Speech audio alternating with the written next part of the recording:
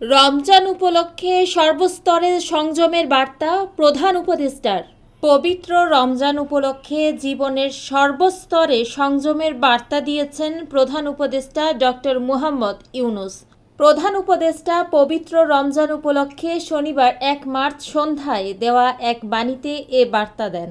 পবিত্র রমজান উপলক্ষে দেশবাসীসহ বিশ্ব মুসলিম উম্মাহর প্রতি আন্তরিক মোবারকবাদ জানিয়ে বাণীতে তিনি বলেছেন, সিয়াম সাধনা ও সংযমের মাস মাহে রমজান আজ আমাদের মাঝে সমাগত। পবিত্র এই মাসে আত্মসংযমের মাধ্যমে আত্মার পরিশুদ্ধি ঘটে। সর্বশক্তিমান মহান আল্লাহর সন্তুষ্টি, নৈকট্য লাভ ও ক্ষমা লাভের অপূর্ব সুযোগ হয়।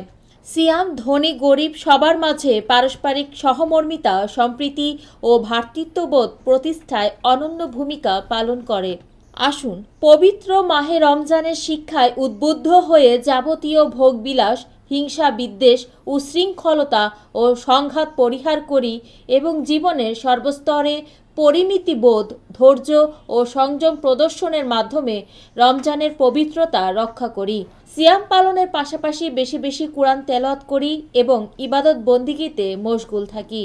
তিনি আরও বলেন, মহান আল্লাহ আমাদের জাতীয় জীবনে পবিত্র মাহে রমজানের শিক্ষা কার্যকর করার তৌফিক দান করুন। মাহে রমজান আমাদের জীবনে বয়ে আনুক অনাবিল শান্তি। মহান আল্লাহ তাআলা আমাদের সবাইকে ক্ষমা ও হেফাজত করুন। আমিন।